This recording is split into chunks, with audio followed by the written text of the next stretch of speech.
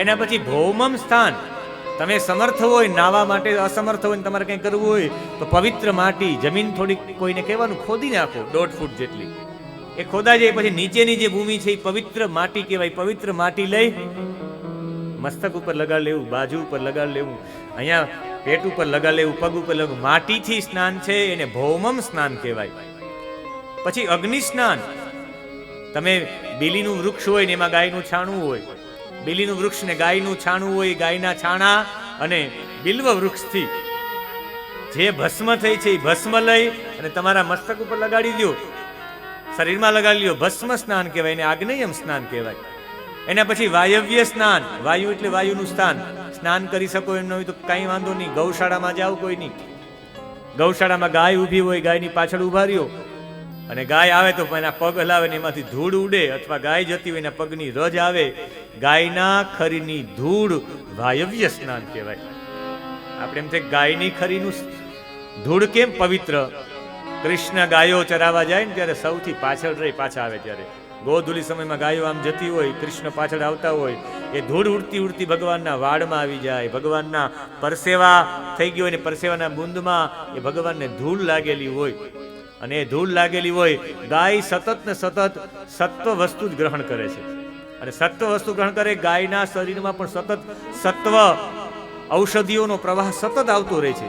સૂર્યના કિરણોના માધ્યમથી પણ સતત સાત્વિકતા જ ગાય ગ્રહણ કરે, અને ગાય સાત્વિકતા ગ્રહણ કરે એટલે એના ખરીમાંથી પગના માધ્યમથી જે ઉર્જા નીકળે ને એ ધૂળ સાથે સાત્વિક ઉર્જા જ આપે, એ વાયવ્ય સ્નાન છે. અને પછી એમ પણ ન કરી શકો ને બહુ તમે અસ્વસ્થ હો, બીમાર હોય ને તમારે સ્નાન કરીને જવું જ છે તો એના માટે દિવ્ય સ્નાન કહ્યું છે. સૂર્યના કિરણોની સામે ઊભા રહી જાવ થોડી વાર માટે, આને દિવ્ય સ્નાન કહેવાય.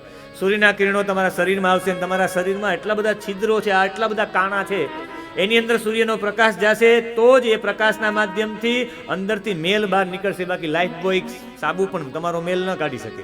ખાલી સૂર્યના કિરણોમાં ઉભા રહ્યો એ તમારું શરીર આખું શુદ્ધ થઈ જાય. એટલે તો રોમનના લોકો સૂર્યની સામે ઉભા રહેતા, સૂર્ય સ્નાન કહેવાય એની.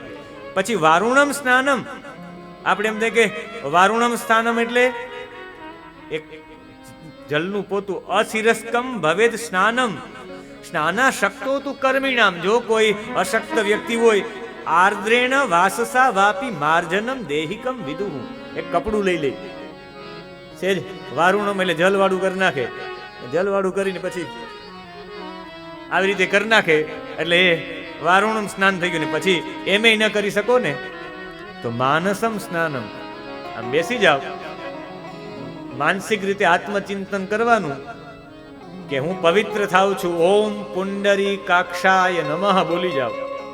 અપવિત્ર પવિત્રો આ બોલીએ ને આપણે, જલ છાડી ત્યારે બ્રાહ્મણ બોલતા હોય, અપવિત્ર પવિત્રો સર્વાવસ્થાંગતો વિવા યહ સ્મરે પુંડરીકાક્ષં સબાહ્યાભ્યંતર સબાહ્યાભ્યંતર શુચિ. બાહ્ય અને આભ્યંતર પવિત્ર થઈ જાઓ.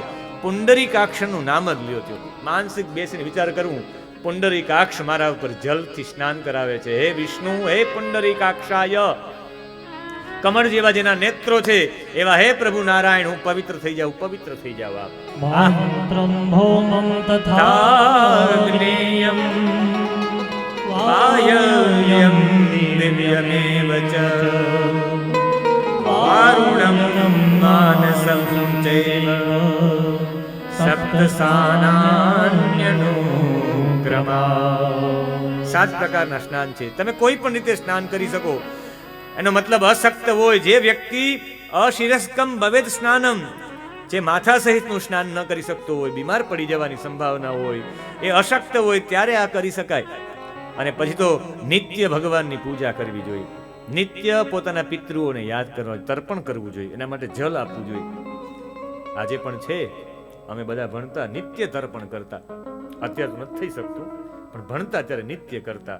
રોજ માટે દેવતાઓને જલ આપીએ કે હે દેવતાઓ, તમે અમને આ શરીર આપ્યું છે, તમારા માટે અમે થેન્ક્સ કહીએ છીએ, રોજ જલ આપીએ. બ્રહ્મા તૃપ્યતામ, વિષ્ણુ તૃપ્યતામ, રુદ્ર તૃપ્યતામ, બધાને જલ આપીએ. પછી ઋષિઓએ આપણે આ જ્ઞાન ટકાવી રાખ્યું કે આ શાસ્ત્રો, તમે ઋષિઓ ન હોત તો અત્યારે આ જ્ઞાન અમને કેમ પ્રાપ્ત થાત? કેમ જીવવું, કેમ બોલવું, શું જમવું, આ જ્ઞાન તમે આપ્યું છે. એટલે સનકસ્તૃપ્યતું ઋષિઓને બે અંજલિ આપીએ. અને પછી જે દિવ્ય પિતૃઓ છે, કવ્યવાડનલસ્તૃપ્યતામ બરીખદ પિતરસ્તૃપ્યતામ. અમે રોજ અંજલિઓ આપતા, એ તર્પણ કરવાનું હોય. અને પછી 3 વખત સૂર્યનારાયણ ભગવાનને અર્ઘ્ય આપવાનું હોય. જેણે એટલા ખારા પાણીને મીઠા પાણી બનાવવાની પદ્ધતિ, જેણે એટલો બધો વરસાદ વરસાવ્યો છે, ને એ ભગવાન સૂર્યનારાયણ ભગવાનને પણ 3 અર્ઘ્ય આપવાના. 1 વખત, 2 વખત અને 3 વખત અર્ઘ્ય આપવાના.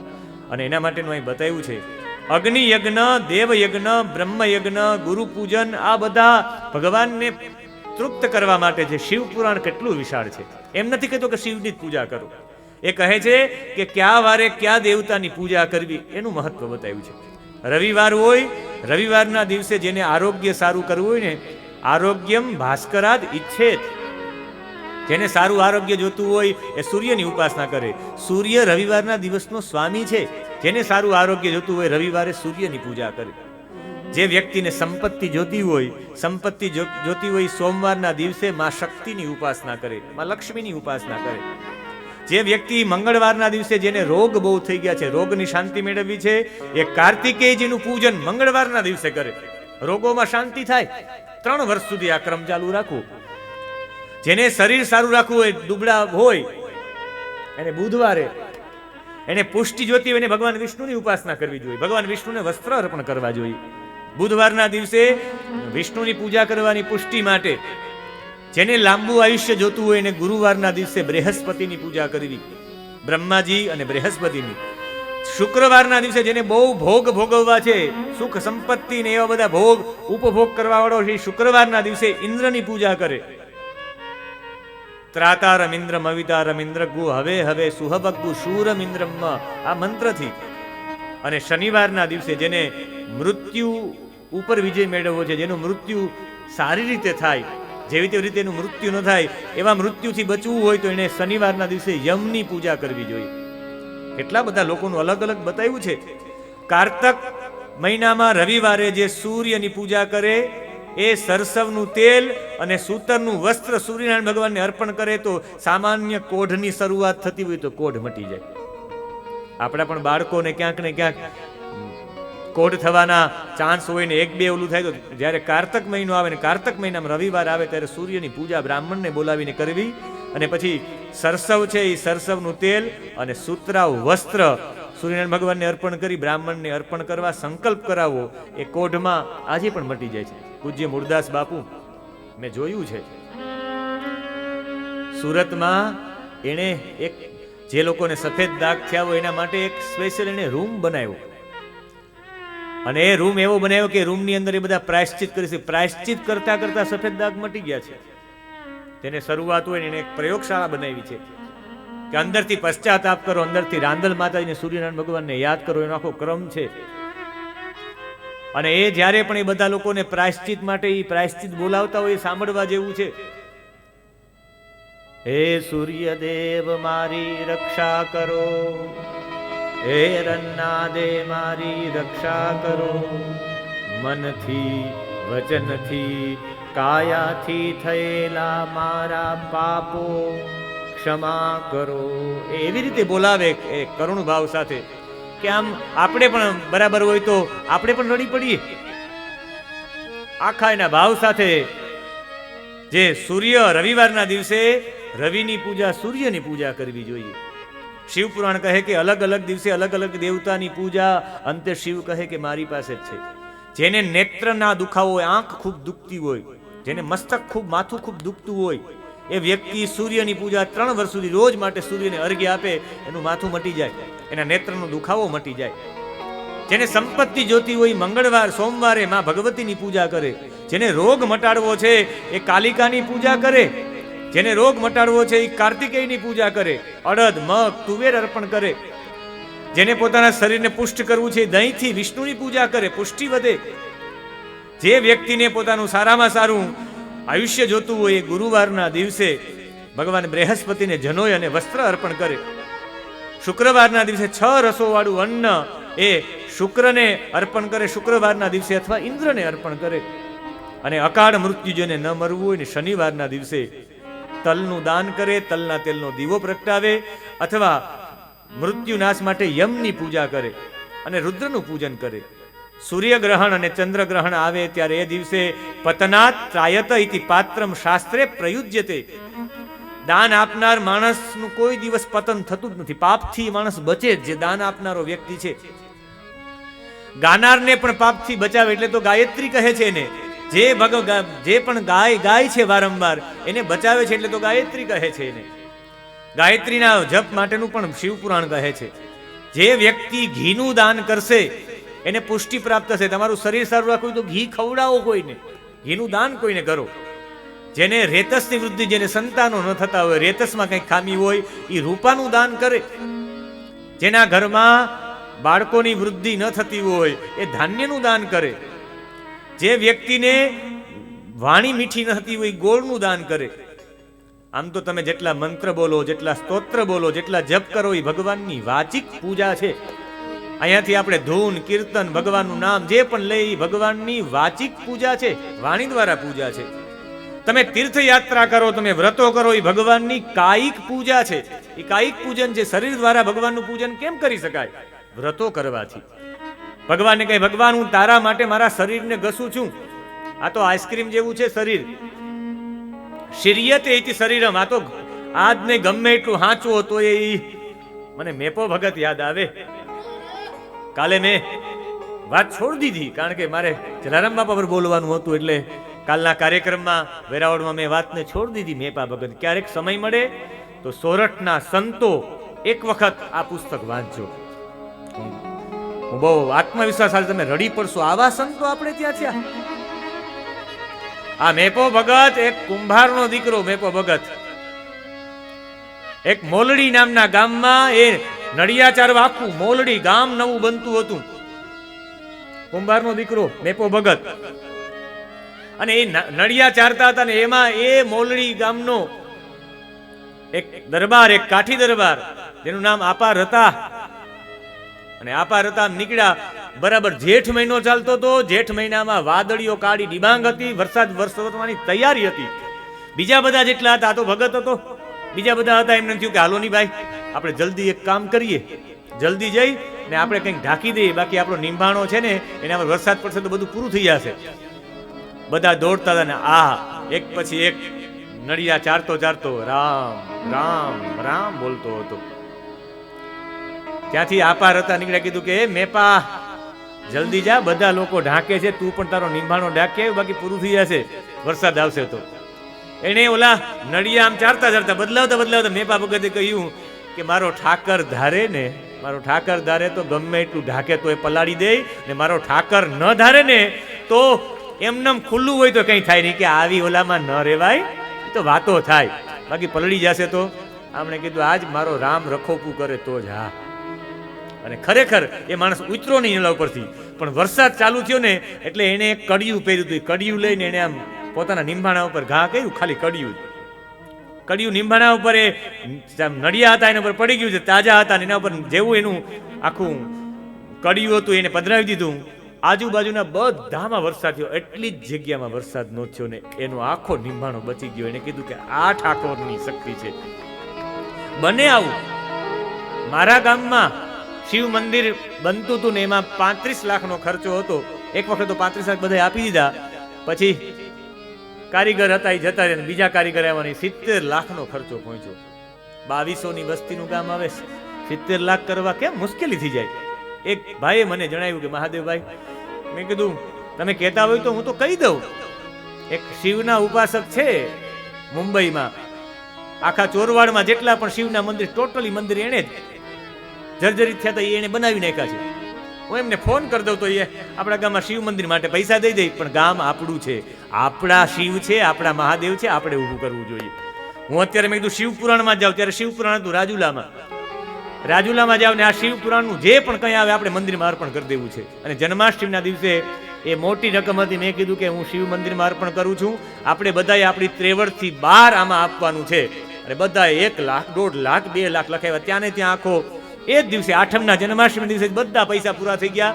અને એ પૈસા પૂરા થઈ ગયા ત્યારે મેં કીધું હું કનૈયાને પ્રાર્થના કરું કે તમે જેટલા રીતે વરસા છો ને એવી રીતે મારા દ્વારકાધીશ પણ તમારા બધાને ખેતીમાં એટલું બધું આપે કે તમને આ ભારી જ ન લાગે. અને એ સમયમાં માળિયામાં અને મેંદરડામાં ને વરસાદ થયો, બધાના પાથરાઓ તણાઈ ગયા. ઉમરેઠીની બાજુમાં માલજીંજવા, એની બાજુમાં આકાડા, ધણેજ, ઉકડિયા, બધાય ગામમાં વરસાદ થયો. અમારા ગામમાં એકમાં જ વરસાદ ન થયો.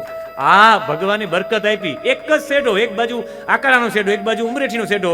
આ ખેતરમાં વરસાદ હતો પણ આ ખેતરમાં નહીં. ભગવાન રખોપા કરે, તમારી શ્રદ્ધા કેટલી છે. ભગવાન આજના સમયમાં પણ કામ કરનારો છે. કહેવાનો મતલબ એ છે કે પરમાત્મા જ્યારે પણ તમે એના સાથે અનન્ય ભાવ સાથે એની સાથે જોડાઈ જાઓ, એટલે તો કહે છે કે તીર્થયાત્રા અને વ્રતો. મેપા ભગતને કહે કે એવું તારી પાસે શું હતું? આ ઠાકોરનું નામ લેવાથી આ બચી ગયું. ત્યારે એકમાં જ વરસાદ ન થયો, તારું કઈ પલડ્યું પણ નહીં. કહ્યું કે એ ભગવાનનું નામ મારા સદગુરુએ આપ્યું છે. કહ્યું કે તારા સદગુરુ કોણ છે? કે મારા સદગુરુ ગેબીનાથ છે. અને પછી ઓહો, ગેબીનાથનું જીવન. આપા રતા એ સમયથી ગેબીનાથને મળ્યા. આપા રતા એ કાઠી દરબાર પોતાનું જીવન પરિવર્તન કરી નાખ્યું. અને આપા રતા એ પોતાના જીવનમાં આખી જિંદગી ભજન કર્યું. એટલું બધું ભજન કર્યું એનું કે થાન પાસેનું મોલડી ગામ છે. આપા રતાને ત્યાં એ રાત્રે વાહોપું કરવા જાય ને, એ વાહોપું કરવા જાય, એની એકની એક દીકરી હતી માકબાઈ, એનું નામ. માકબાઈનો ઇતિહાસ પણ બહુ મોટો છે. માગબાઈએ લગ્ન કર્યા હતા આપા જાદરા સાથે. બહુ કષ્ટ આપતો એને, બહુ કષ્ટ આપતો, એટલું બધું કષ્ટ આપતો કે એની કોઈ સીમા નહીં.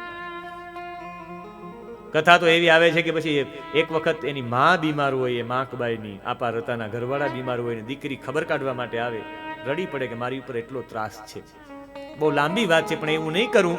જ્યારે આપા જાદરા કે મારી રજા વિના જતી રહેની માકબાઈને જ્યારે લેવા માટે આવે, કહ્યું કે આજ રાત રોકાઈ જાવ. અને રાત્રે વાહુ પકડવા જતા, ઘરે એકલા શું કરે, ને પત્ની સાથે તો ઝઘડો જ કરતો હતો. એટલે આપા જાદરા કે હું પણ વાહુ પૂ જાઉં રાત્રે. અને આપા જાદરા જ્યારે આપા રતા સાથે એ જાય છે રખોપું કરવાને, એ સૂઈ જાય ને ત્યારે આ માણસ રાત્રે વાહોપું કરવા જાય ત્યાં પણ એક એનો ધૂણો ચેતન કરે. ચેતન કરીને હાથમાં માળા લઈને બેસી જાય. એ થાનના એ પંચાળની ભૂમિમાં હાવજના અવાજો સંભળાય. આ તો થરથર ધ્રુજવા માંડે કે તો હાવજો એની પાસે આવીને પગ ચાટવા માંડે. ને પછી આપા જાદરા એના પગમાં પડી જાય કે હું તમારો જમાઈ નહીં, મારે તમારું શિષ્ય બનવું છે. આ ભજનની આપણે આ સંતોની બહુ લાંબી વાતો છે પણ આ હું કોડીનારમાં કરીશ. આ કોડીનારમાં જલારામ ચરિત્ર છે, એ બધી વાતો જલારામ બાપાના ચરિત્ર સાથે જોડાયેલી છે. બધી વાતો એક સાથે 6 વાતો એના સાથે જોડાયેલી છે. પણ અહીંયા મૂળ વાત એ છે, તમે તીર્થયાત્રા કરો ને વ્રત કરો, એ કાયિક પૂજન છે. ભગવાન આ મારું શરીર તારા માટે છે એટલે તો માળા પહેરીએ. તમે રુદ્રાક્ષની માળા પહેરો, મતલબ રુદ્રાક્ષ ભગવાન મારા શરીર ઉપર છે એટલે આ શરીર ઉપર રુદ્રાક્ષ છે. રુદ્ર શિવનું સ્વરૂપ છે. આ શિવનો અધિકાર છે મારા શરીર ઉપર. મારું શરીર મારા ઉપરનો ઉપયોગ ન કરી શકું ગમે ત્યાં. તુલસી પધરાવી દે એટલે એ ઠાકોરજીનું થઈ ગયું. ઠાકોરજીનો અધિકાર છે આ શરીર ઉપર. અને તીર્થયાત્રા છે, એ તીર્થયાત્રા એ ભગવાનનું કાયિક પૂજન છે. બધા ચાલીને જતા હોય ને, આપણે બધા કે ચાલીને જવાની શું જરૂરિયાત છે? ભગવાનને કહેવાનું ભગવાન આ શરીર તારા માટે છે એટલે હું આ શરીર તારી પાસે લઈને આવું છું. એના પછી મનની અંદર જે તમે માનસિક મનમાં ચિંતન કરો ને ભગવાન વિશે, એ માનસિક પૂજા છે. એટલે તો કહ્યું છે કે આ તમારા જીવનનો જે આંતરિક સર્વજ્ઞતા બોધ છે બીજું કોઈ નથી. આ તમે શરીર દ્વારા જે શારીરિક પૂજન કરો એ કાયિક પૂજન, તીર્થયાત્રા અને વ્રત છે. તમે વાચિક પૂજન છે, મંત્ર સ્તોત્ર અને જપ કરો એ વાચિક પૂજા છે. અને માનસિક પૂજા ભગવાનનું ચિંતન છે. એટલે કહે છે સર્વજ્ઞતા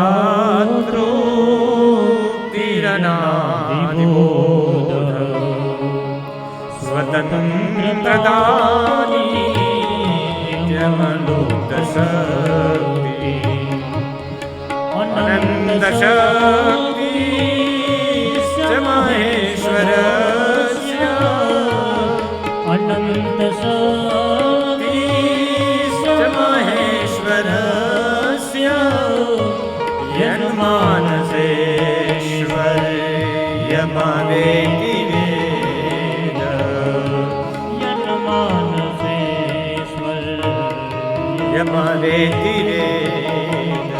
કૃત્તિકા ભૌમવારેષુ સ્કંદસ્ય યજ જનાનૃણામ. કહ્યું કે જે વ્યક્તિ કૃત્તિકા નક્ષત્ર હોય ને એ દિવસે મંગળવાર હોય કૃત્તિકા નક્ષત્ર અને મંગળવારના દિવસે જે વ્યક્તિ સ્કંદનું પૂજન કરે, કાર્તિકેયજીનું જે પૂજન કરે, એની આગળ દીપ પ્રગટાવીને 1 ઘંટ કાર્તિકેયજીના મંદિરમાં અર્પણ કરે, વાક સિદ્ધિ અચિરાત ભવે, એ બોલે એવું થાય, વાક સિદ્ધિ આવી જાય. એક તો કૃત્તિકા નક્ષત્ર હોવું જોઈએ અને મંગળવાર હોવું જોઈએ, ગમે ત્યારે હોય. કાર્તિકેયજીની જે પૂજા કરે એને દીપ અર્પણ કરે ને 1 ઘંટ અર્પણ કરે કાર્તિકેયજીના મંદિરમાં, એના જીવનમાં વાક સિદ્ધિ થઈ જાય છે. કેટલા કેટલા પ્રકારના શિવલિંગો એના માટેનો ઉલ્લેખ કરે છે. તમે લોટનું શિવલિંગ બનાવી શકો, તમે ગાયના છાણનું શિવલિંગ બનાવી શકો, તમે ફૂલનું શિવલિંગ બનાવી શકો, તમે ફળનું શિવલિંગ બનાવી શકો, તમે ગોળનું શિવલિંગ બનાવી શકો, તમે માખણનું શિવલિંગ બનાવી શકો, તમે ભસ્મનું શિવલિંગ બનાવી શકો, તમે અન્નનું શિવલિંગ બનાવી શકો, તમે અલગ અલગ પ્રકારે લિંગોનું નિર્માણ કરી શકો.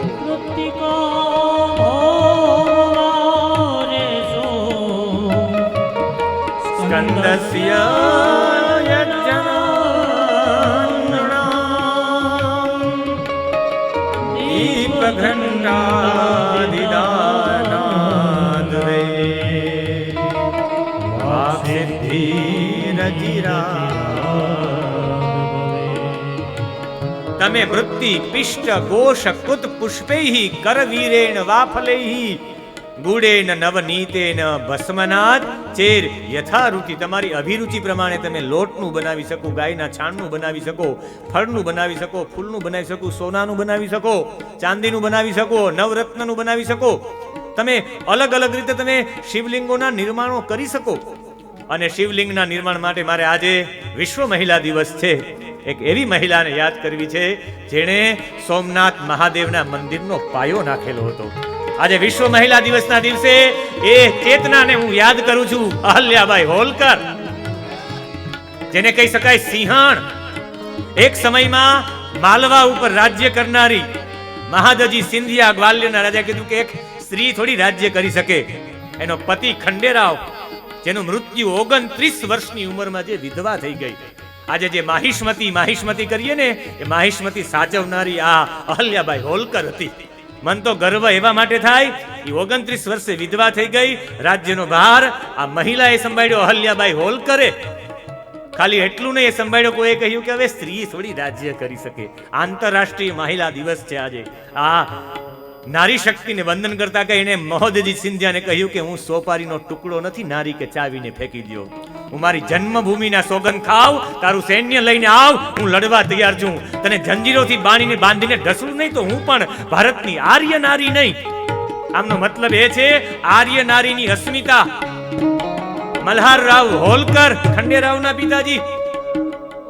એક નાનકડું એવું ચૌંધી નામનું ગામ જે જમખેડ પાસે આવ્યું હતું ને શિકાર કર્યો. એક દીપડો બંદૂકની ગોળી વાગીને જતો રહ્યો અંદર.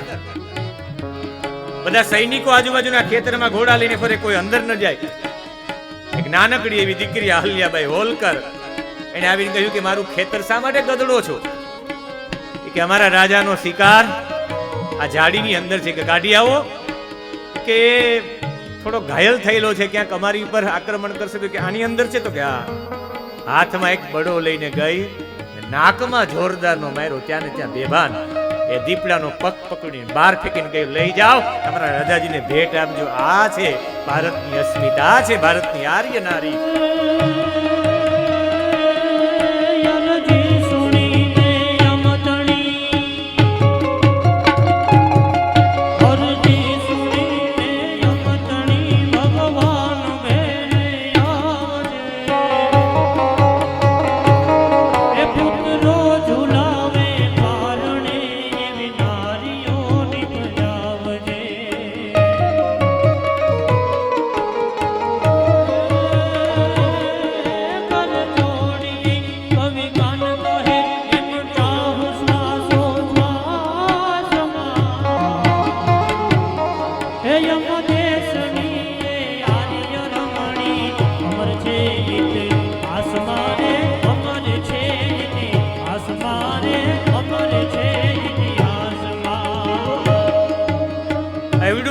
રાજ્ય, આટલી મોટી સંપત્તિ, આખી જિંદગી સાદી સાડી પહેરીને જીવન જીવ્યું છે આખી.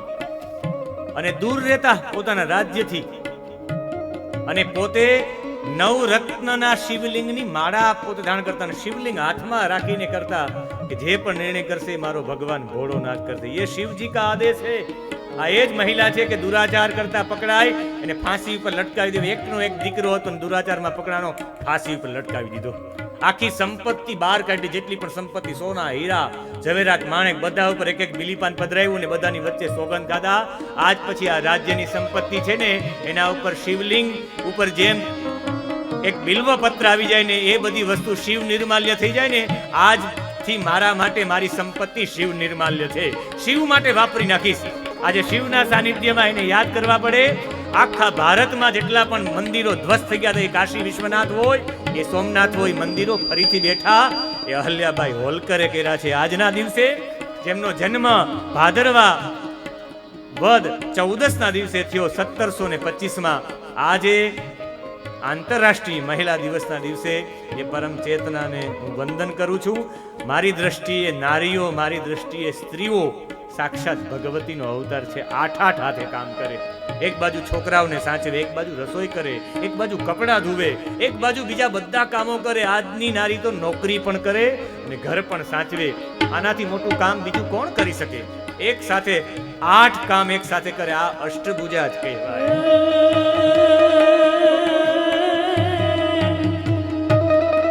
નારીને નિંદો નહીં, આ નારી રતનની ખાણ, આ નારી નારી નરની ભજે. અરે રે ધ્રુવ પ્રહલાદ સમાન, પણ નારી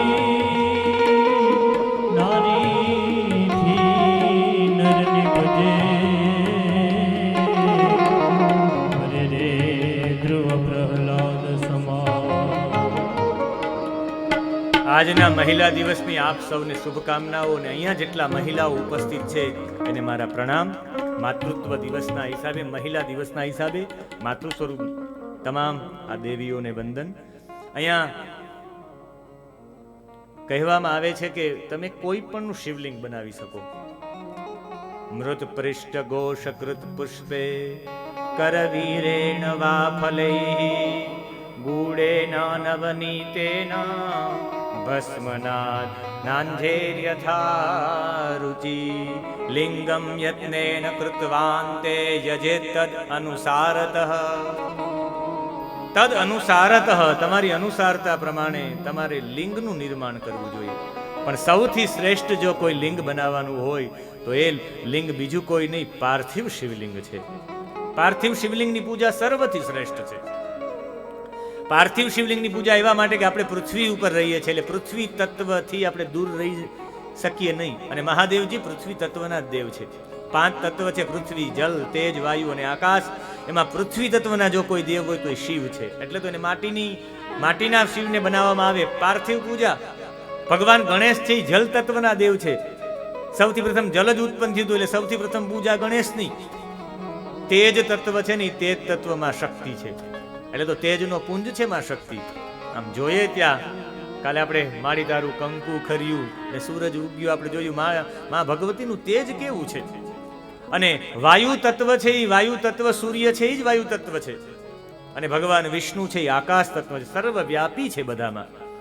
એટલે પૃથ્વી તત્વ ઉપર આ પૃથ્વી તત્વનું જ પૂજન થવું જોઈએ. પૃથ્વી ઉપર જે અકાળ મૃત્યુને દૂર કરે છે. નદી, કુવા કે તળાવના જળની અંદરની માટી લઈ આવવી પડે.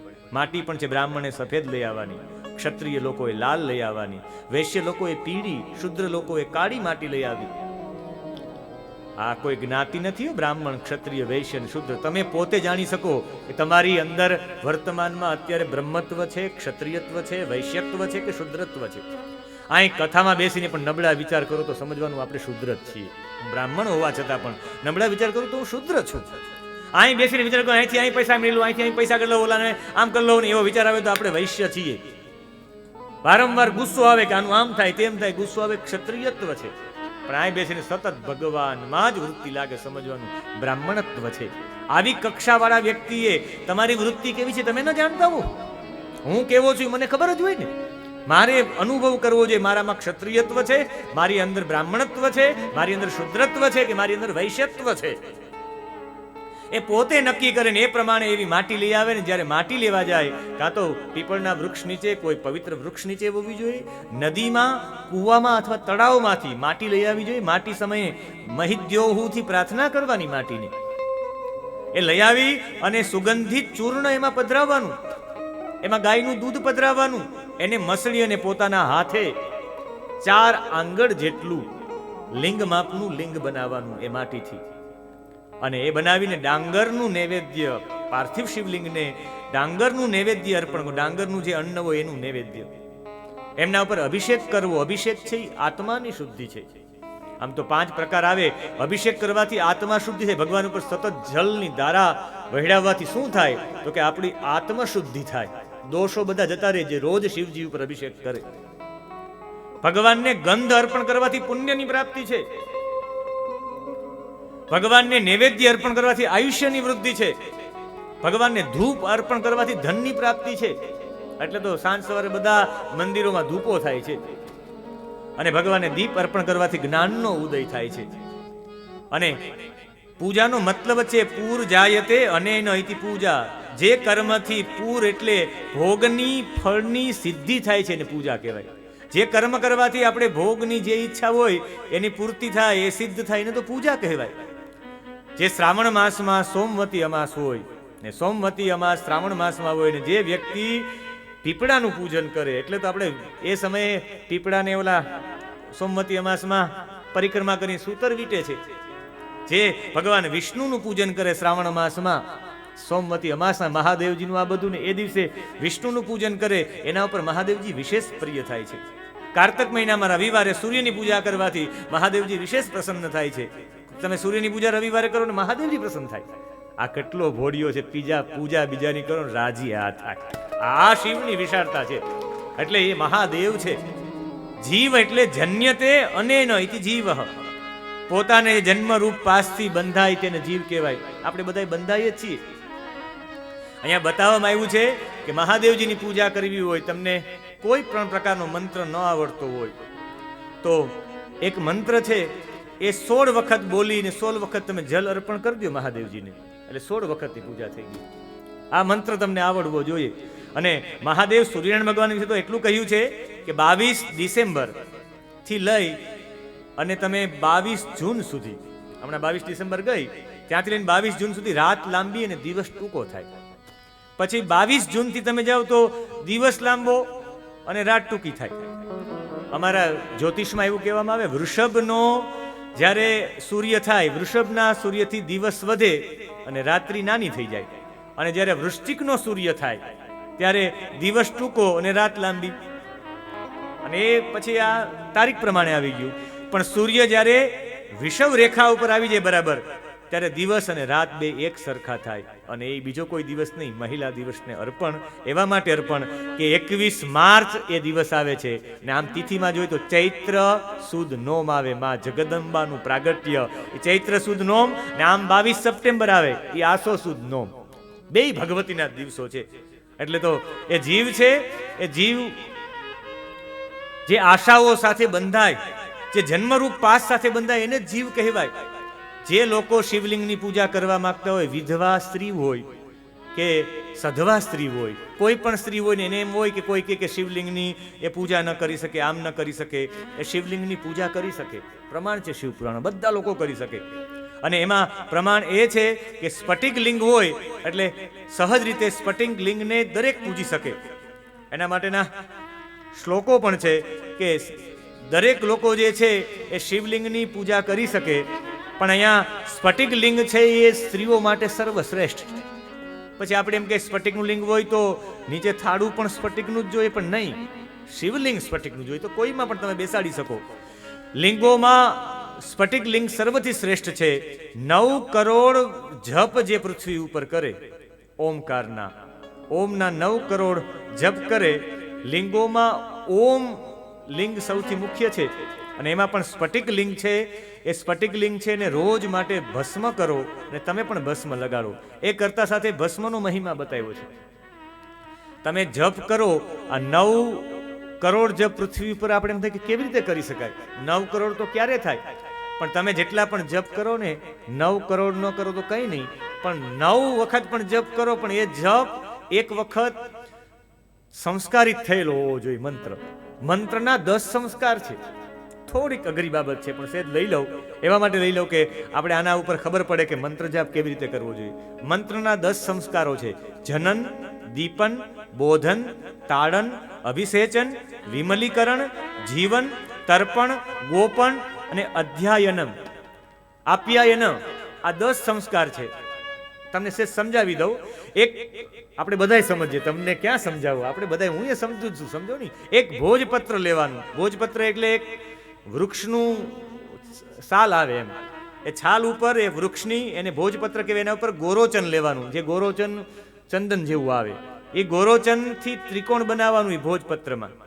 એ ત્રિકોણની અંદર એક બિંદુ કરવાનું, એ બિંદુ નીચે મંત્ર લખવાનો, ઓમ નમઃ શિવાય. આને કહેવાય જનન. આ પેલો સંસ્કાર છે મંત્રનો. પછી એને દીપન કહેવાય. લખવાનું હંસ, પછી ઓમ નમઃ શિવાય, ને પછી સોહમ. એમ 1000 વખત મંત્ર બોલવાનો ભોજપત્રની સામે. હંસ ઓમ નમઃ શિવાય સોહમ, હંસ ઓમ નમઃ શિવાય સોહમ, 1000 વખત બોલવાનું. એટલે એ થઈ ગયું દીપન. પછી હુમ સંપુટ લગાડવાનો, 5000 વખત જપ કરવાનો. હુમ ઓમ નમઃ શિવાય હુમ, હુમ ઓમ નમઃ શિવાય ઓમ, 5000 વખત જપ કરવાનો, બોધન કહેવાય. પછી ફટ દ્વારા 1000 વખત બોલવાનું. ફટ ઓમ નમઃ શિવાય ફટ, ફટ ઓમ નમઃ શિવાય ફટ, 1000 વખત બોલવાનું, તાડન કહેવાય. પીપળાનું પાન લઈને એના ઉપર એ ઓલું જે ભોજપત્ર એના ઉપર આમ જલ પધરાવાનું, સેજ ટીપા ટીપા, એને વસટ કહેવાય. 1000 વખત ઓમ ત્રોમ વસટ ઓમ નમઃ શિવાય, ઓમ ત્રોમ વસટ, એમ 1000 વખત કરવાનું. અને પછી આ એવા માટે કહું જેને ફળ તત્કાલ જોતું હોય, જેને કામના યુક્ત કંઈ કર્મ કરવું હોય, મંત્ર સિદ્ધ કરવો હોય, એના માટે છે. પછી સ્વધા વસટ ઓમ નમઃ શિવાય સ્વધા વસટ, એમ સંપુટ કરવો 100 વખત. અને પછી એ મંત્રથી દૂધ, જલ અને ઘી એક પાત્રમાં પધરાવાના. દૂધ, જલ અને ઘી, અને એના દ્વારા 100 વખત એ મંત્રથી તર્પણ કરવાનું દેવતાઓને. ઓમ નમઃ શિવાય, ઓમ નમઃ શિવાય. અને પછી રીમ મંત્ર દ્વારા રીમ ઓમ નમઃ શિવાય રીમ, રીમ ઓમ નમઃ શિવાય રીમ, એમ કરીને 1000 વખત જપ કરવો. અને પછી છેલ્લે આપ્યાયન એટલે હોમ ઓમ નમઃ શિવાય હોમ. એમ 10 આમ સંસ્કાર થાય ને ત્યારે એ મંત્ર સિદ્ધ થાય ને એ મંત્ર પ્રભુ સ્વીકારે આપણો. તમારું જે પણ કાર્ય હોય તત્કાલ સિદ્ધ થાય. 9 વખત જ પછી જપ કરો, 9 કરોડ વખત કરવાની જરૂરિયાત નથી. અને ભસ્મ વિના શિવ પૂજા સ્વીકારતા નથી. શિવજીની પૂજા કરતા પહેલા બ્રાહ્મણો કહે ભસ્મ લેપનમ, પહેલા તમારે ભસ્મ લગાડવી પડે. મહાદેવજીની પૂજા કરવી તો ભસ્મ વિના થાય જ ને. એટલે દક્ષિણ ભારતનો એક પણ પુરુષ કે એક પણ સ્ત્રી એવી ન હોય જેને ભસ્મ ન હોય. એટલું પણ ભસ્મનું તિલક કરીને જ નીકળે. અમે એક દિવસ શિવ કથામાં, અમે હરિદ્વારમાં કથા કરી ત્યારે એક દિવસ અમે બધાને કીધું કે બધા ભસ્મ લગાડીને બેસજો. અમે સંગીતકારોથી લઈ અને બધા શ્રોતાઓ, વક્તાઓ બધા ભસ્મ લગાડીને બેઠા. આપણે પણ શિવરાત્રીનો એક દિવસ આપણે બધા ભસ્મ કરીને જ આવશું. બધા ભસ્મ લગાડી આવે. એ દિવસે ભગવાન ભસ્મ વિના, ભસ્મ એટલે વૈરાગ્ય, વૈરાગ્ય વિના શિવ કોઈ પૂજાનો સ્વીકાર ન કરે. તમારે શિવ પાસે જવું હોય તો વૈરાગ્યવાન બનીને જવું પડે. એટલે તો સાધુ સંતો ઉપર મહાદેવજી પ્રસન્ન છે. વૈરાગ્યની ભૂમિકા તમારી આવે. જ્ઞાનની 7 ભૂમિકાઓ છે, વૈરાગ્યની 6 ભૂમિકાઓ છે. કાલે પછી મારે સમય ન રહ્યો એટલે મેં જ્ઞાન વૈરાગ્ય સિદ્ધિઅર્થમ, એમાં જ્ઞાનની 7 ભૂમિકા છે ને વૈરાગ્યની 6 ભૂમિકા છે. વૈરાગ્ય ષડ વૈરાગ્ય છે. વૈરાગ્ય પ્રાપ્ત કરવા માટેના 6 રસ્તાઓ છે. પણ ભસ્મ છે એ 3 પ્રકારની ભસ્મ છે. એક ભસ્મ છે લૌકિક અગ્નિ, એક છે વૈદિક અગ્નિથી, એક લોકાગ્નિ જનિત ભસ્મ, એક વેદાગ્નિ જનિત ભસ્મ અને એક શિવાગ્નિ જનિત ભસ્મ.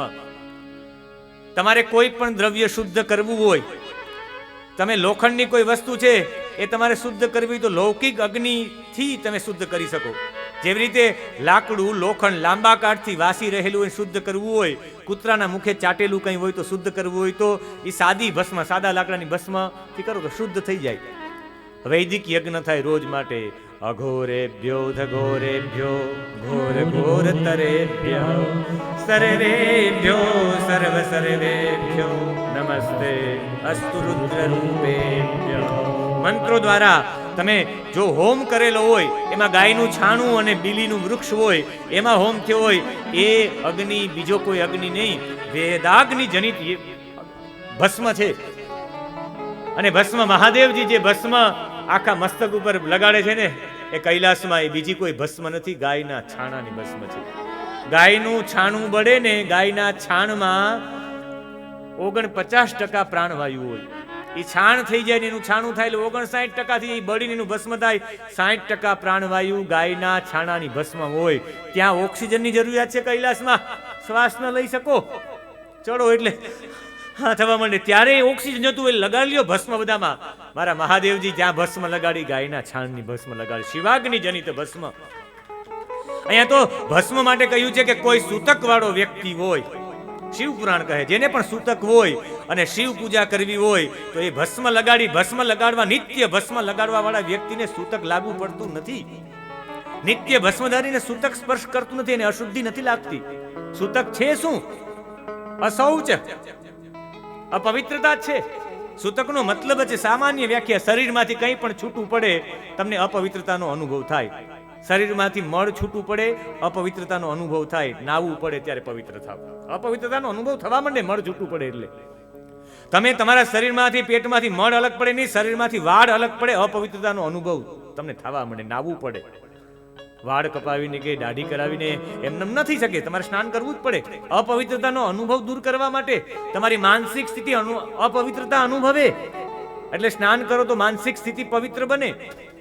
તમારા શરીરમાં તમે નખ કાપો, સ્નાન કરવું પડે.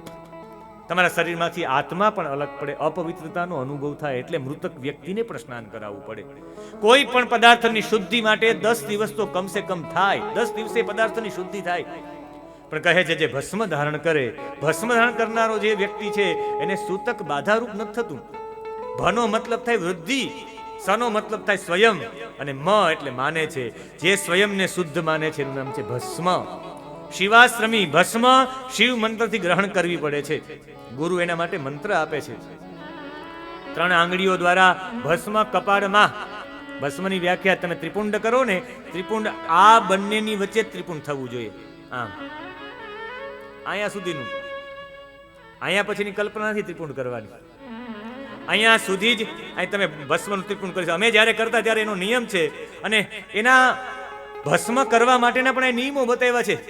કયા મંત્રથી એ કેટલા સ્થાનો ઉપર તમે ભસ્મ કરી શકો. ત્રિપુંડ ભસ્મની મહિમા અનામિકા, મધ્યમાં અને આ કનિષ્ઠા, તર્જની, એ ત્રણેય દ્વારા 3 રેખાઓ તમે ખેંચી શકો. એમાં 9 દેવતાઓ છે. 16 સ્થાનો ઉપર ભસ્મ કરવાની હોય. એ સ્થાનો દર્શાવ્યા છે અહીંયા.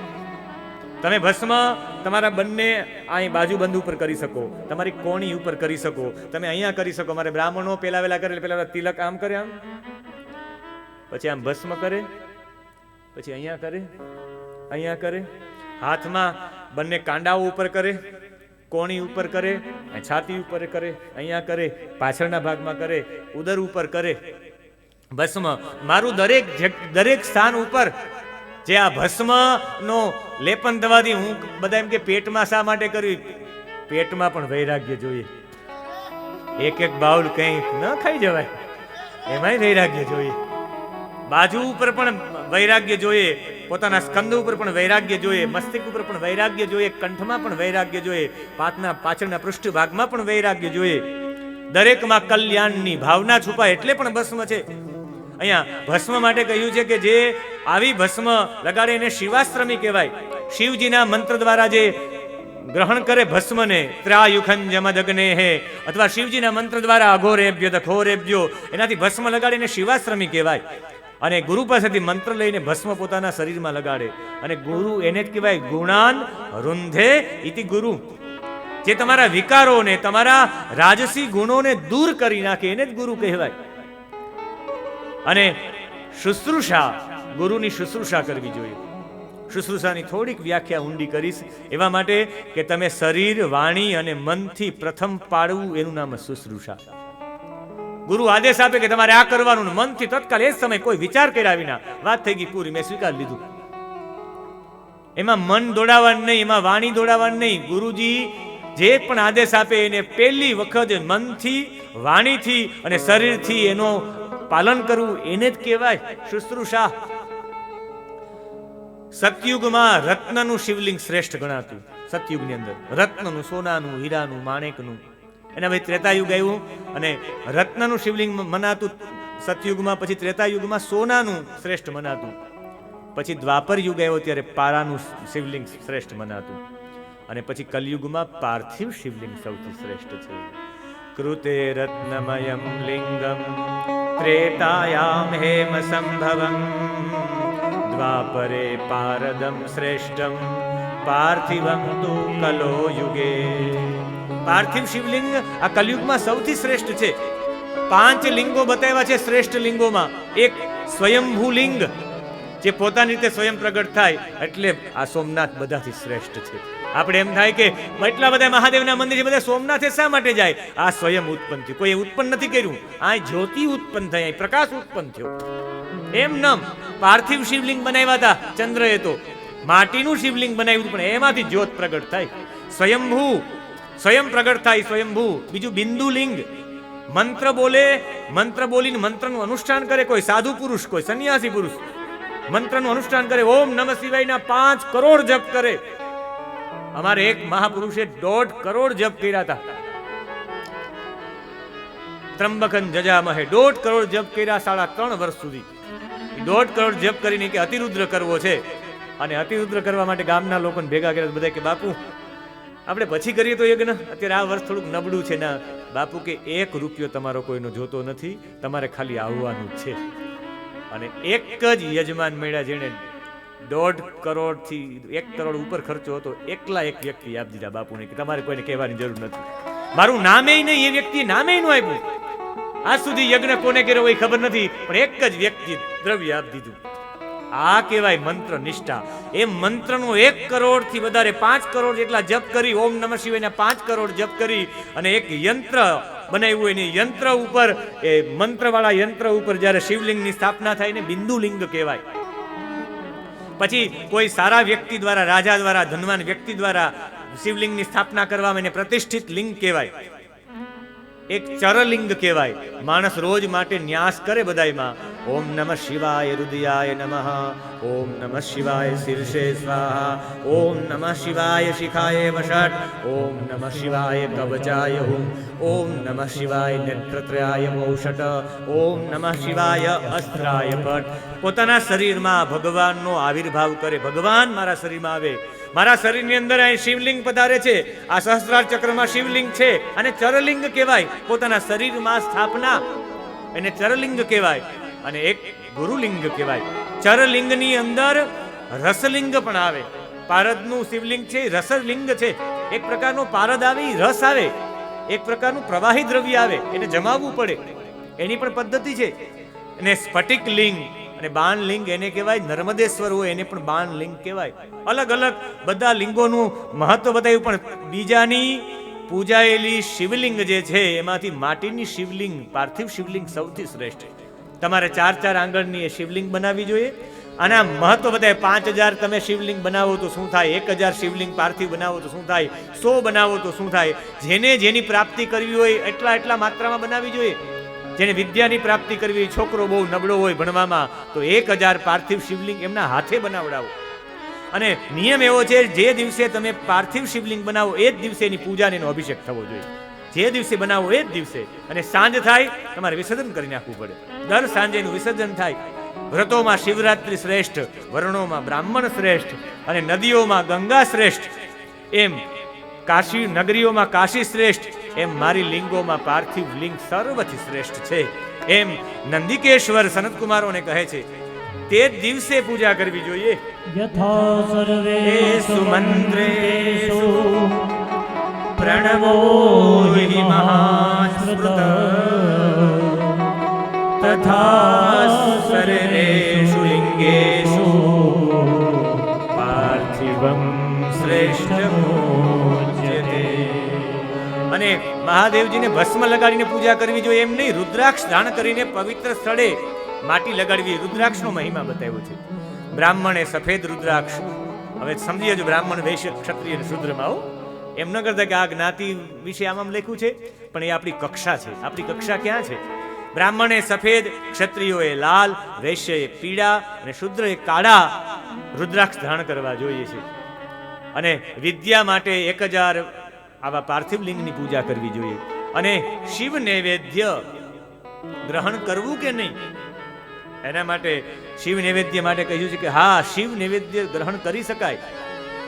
આગતમ શિવ નૈવેદ્યમ ગૃહીત્વા શિરસા મુદા ભક્ષણીયમ પ્રયત્નેન શિવ સ્મરણ પૂર્વકમ.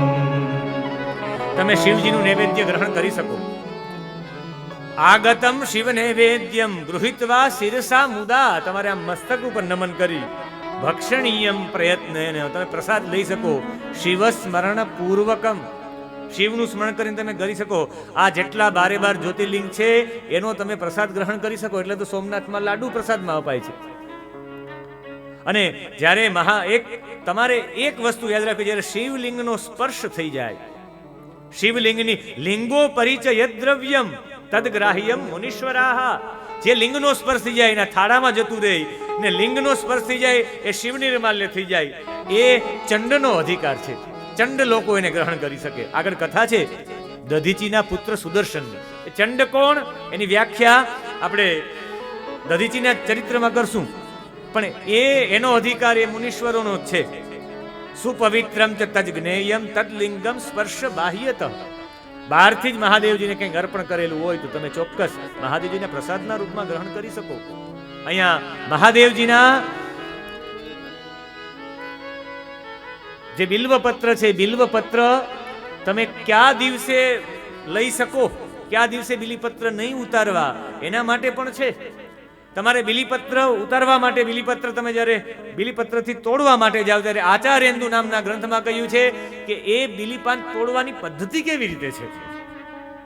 એના માટે બતાવ્યું છે તમારે સૌથી પહેલા બિલીપત્રને તોડો એ પહેલા બિલીપત્રના વૃક્ષને પ્રાર્થના કરવી પડે છે કે તારી અંદર અમૃત ભરેલું છે. અને આ બિલીપત્ર બીજા કોઈ નથી. સ્કંદ પુરાણમાં કથા છે કે માં પાર્વતીના પસીનાથી, માં પાર્વતીના પરસેવાથી, માં પાર્વતીના સ્વેદથી મંદ્રાચલ પર્વત ઉપર એક વૃક્ષ ઉત્પન્ન થઈ ગયું. અને એ વૃક્ષ એટલે બીજું કોઈ નહીં, બિલ્વ વૃક્ષ.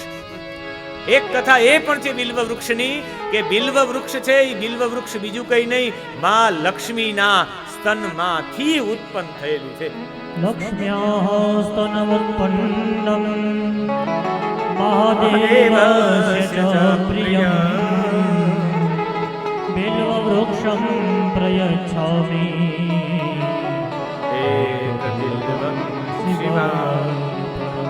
લક્ષ્મ્યા સ્તન ઉત્પન્ન. લક્ષ્મીજીને નારાયણને પ્રાપ્ત કરવાતા અનુષ્ઠાન કર્યું કે રોજ માટે 1000 કમળ અર્પણ કરે મહાદેવજીને, રોજ 1000 કમળ અર્પણ કરે વિષ્ણુને પ્રાપ્ત કરવાતા. અને એક દિવસ મહાદેવજી એક કમળ લઈ લીધું. જેમ ભગવાન વિષ્ણુ સાથે થયું ને એવું જ લક્ષ્મીજી સાથે પણ થયું. એક કમળ અંતર ધ્યાન થઈ ગયું.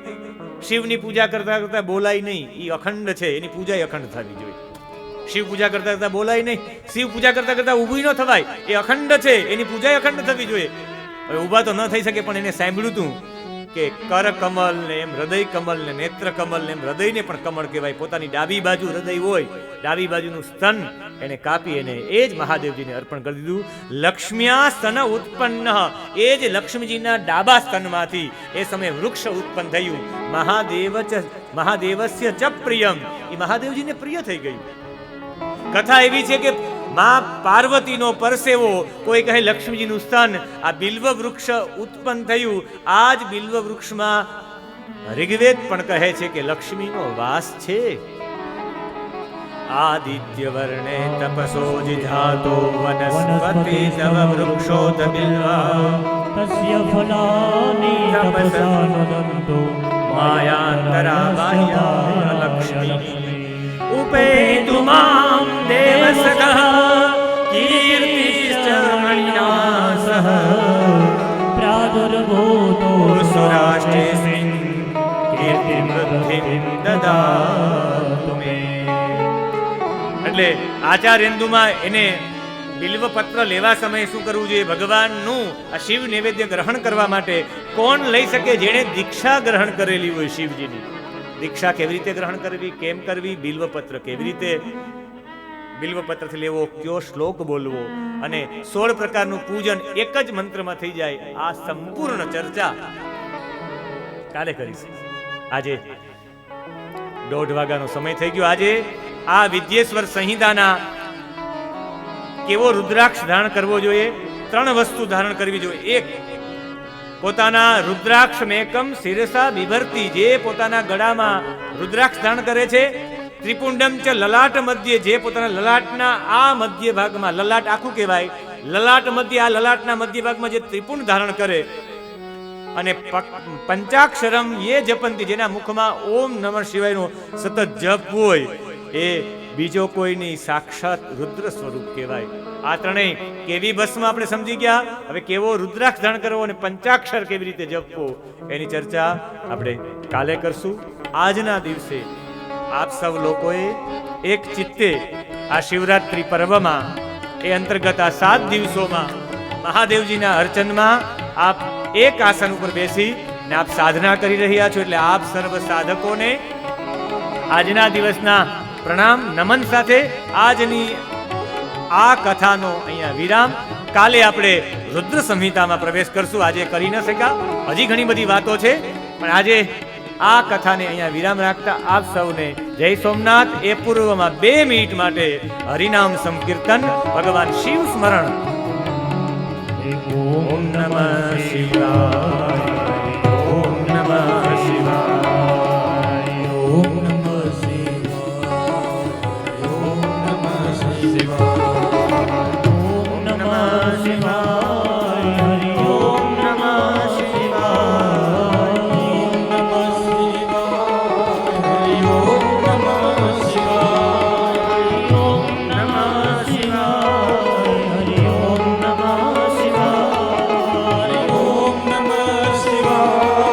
હરિ ઓમ નમઃ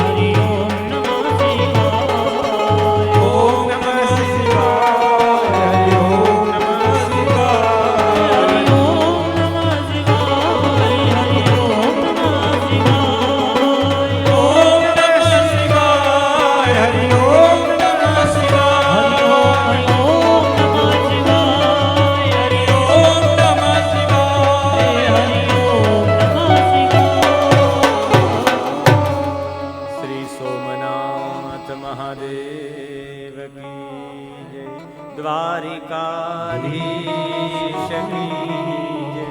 આદ્ય શક્તિ અંબે માત કી.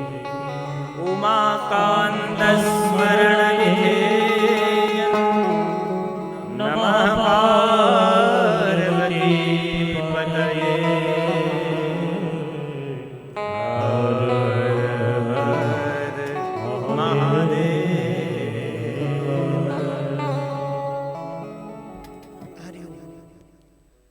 તન્મે મનઃ શિવ સંકલ્પમસ્તુ.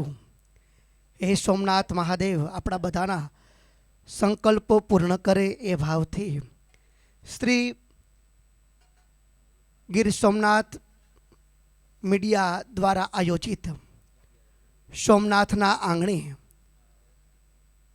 શિવરાત્રિ મહાપર્વ અંતર્ગત શિવપુરાણ મહાગાથાનું શ્રવણ કરેલા સૌ શ્રોતાઓને જય સોમનાથ.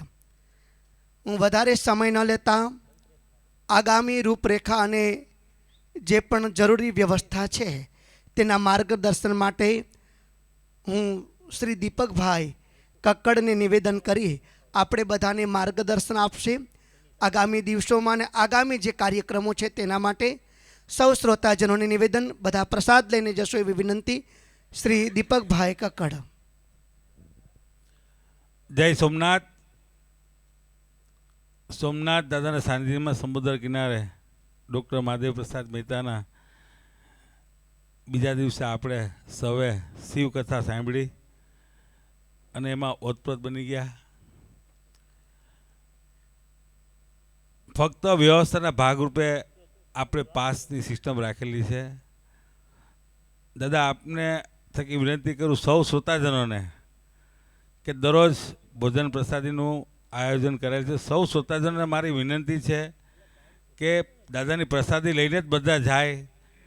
ફક્ત વ્યવસ્થાના ભાગરૂપે આપણે પાસની વ્યવસ્થા રાખેલી હોય છે. એમાં કોઈ નાનું નથી, કોઈ મોટું નથી. આજે અખિલ ભારતીય સુરક્ષા સમિતિના પત્રકાર મિત્રો પધાર્યા છે. ઘનશ્યામભાઈ ગોસ્વામીને વિનંતી કરીશ તે સ્ટેજ ઉપર આવશે.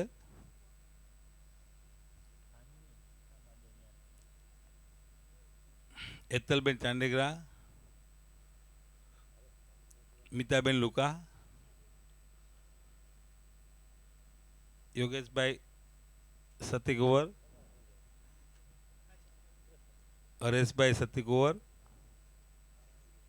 ભાવનાબેન હરેશભાઈ સતીકુંવર, નાનજીભાઈ ચાવડા, મહેન્દ્રભાઈ તાક,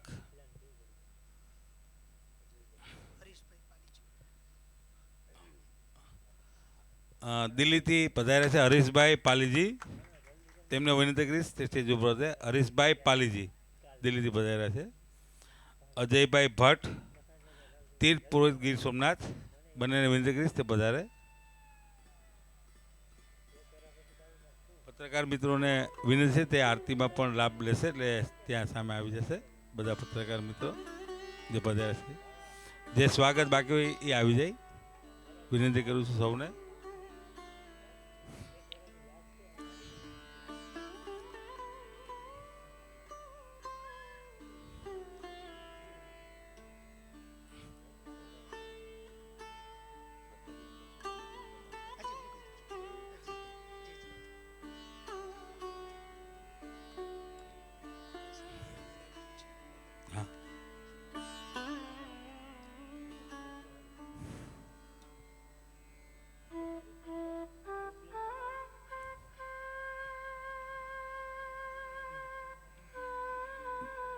જે મિત્રો બાકી હોય તે આવી જાય તે વિનંતી કરું છું.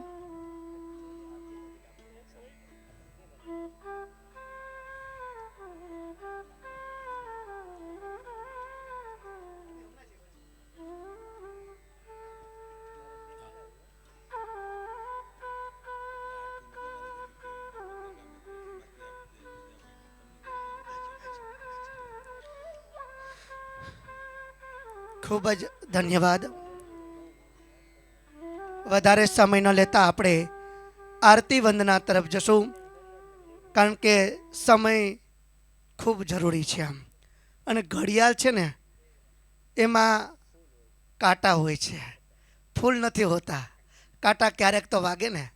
તો ગૃહિણી ઘરનો સ્તંભ છે, ગૃહિણી ઘર આધાર, ગૃહિણી ગુણિયલ નીવડે તો થાય જય જયકાર. એ ગુણિયલ નીવડે ને તો જય જયકાર થાય. આજે વુમન્સ ડે છે, ગુરુજીએ કહી દીધું, પછી વધારે કહેવાનું નથી. પણ તમામ પ્રેસ મિત્રોના જે પણ સભ્યો છે બધાને નિવેદન આરતી માટે આવશે. શ્રી વેજાનંદભાઈ વાડા, મલીબેન વાડા તે પણ આરતી માટે આવશે. હું અજયભાઈ ભટ્ટને પણ નિવેદન કરી તે પણ આરતી માટે આવશે. સોમપરા સમાજના આપણે જે સોમપરા સમાજના ભૂદેવો છે એ ભૂદેવોના પુરોહિત છે. એ લોકોનું કાર્ય હોય ને તો એ કાર્ય આ કરે છે. અજયભાઈ ભટ્ટ અમારા સારા આવા મિત્ર છે અને મહાદેવભાઈ સાથે ઘનિષ્ઠ મિત્રતા સાથે અજયભાઈ ભટ્ટને નિવેદન કરી બધા આરતી માટે આવશે. પ્રેમ અને ભાવથી આપણે સોમનાથ મહાદેવની આપણે બધા આરતી કરશું. અને સૌ શ્રોતાજનોને એક નિવેદન છે, કથામાં પધારેલા સૌ શ્રોતાજનો દરરોજના નીતિ નિયમ પ્રમાણે પ્રસાદ લઈને જવાનું છે. કાર્ડ લઈને જશું આપણે, બહારથી વ્યવસ્થા રાખેલી છે. અને જેને પણ પત્રમ પુષ્પમ ફલમ તોયમ, જે યથાશક્તિ અનુદાન લખાવવું હોય તે બહાર કાઉન્ટરમાં લખાવી શકે છે. પ્રેમ અને ભાવથી આપણા સોમનાથ મહાદેવને આપણે બધા મળીને આરતી કરીએ. આપણે બધા જેના હાથમાં આરતીની થાળી ન હોય ને એ પોતાના કરતલના હાથથી આરતી કરશે. પ્રેમ અને ભાવથી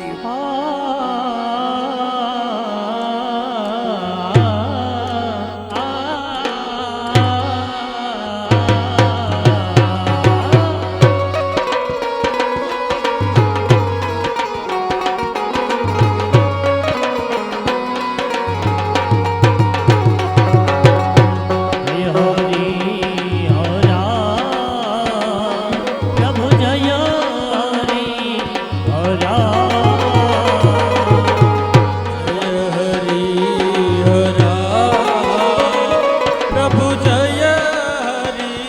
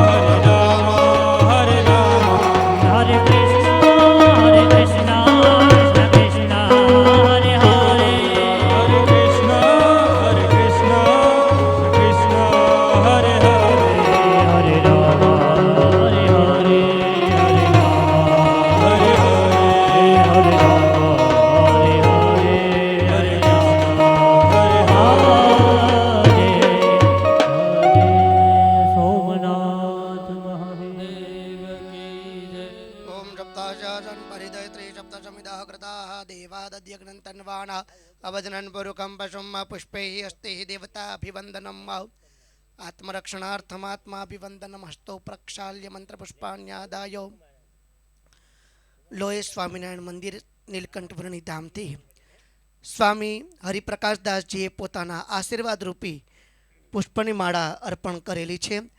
હું તેમના પ્રતિનિધિ સ્વરૂપે શ્રી જયેશભાઈ પુરોહિત શ્રી પૂજ્ય ગુરુદેવને અને અર્પણ કરી દેશે એવી વિનંતી. મંત્ર પુષ્પાંજલિ આદિ અર્પણ થઈ રહ્યું છે. બીજું એક નિવેદન મારું, શ્રી જયેશભાઈ પરમાર પત્રકાર મિત્ર શ્રી અહીં આવશે, તેને પણ પૂજ્ય ગુરુદેવ ડૉક્ટર મહાદેવ પ્રસાદજી દ્વારા અર્પણ કરવામાં આવશે.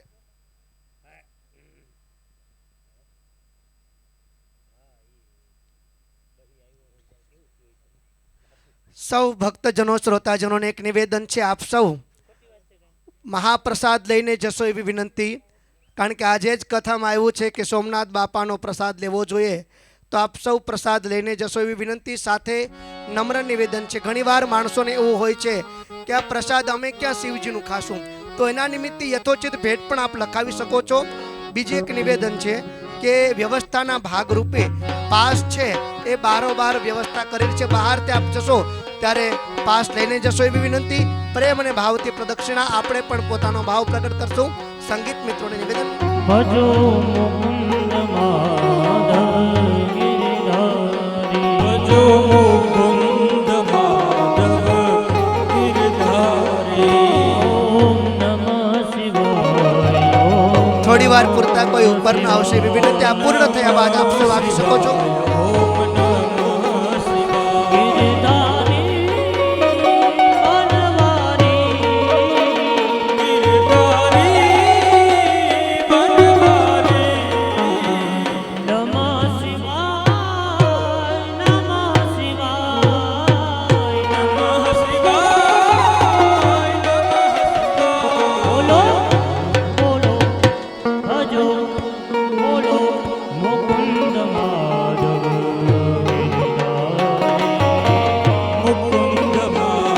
પ્રદક્ષિણા કરવા ઉપર કદાચ આવે, શાસ્ત્રીજી નીચે પહોંચી જાય પછી આવે અને ખાસ માસ્ક પહેરીને આપણે આવશું.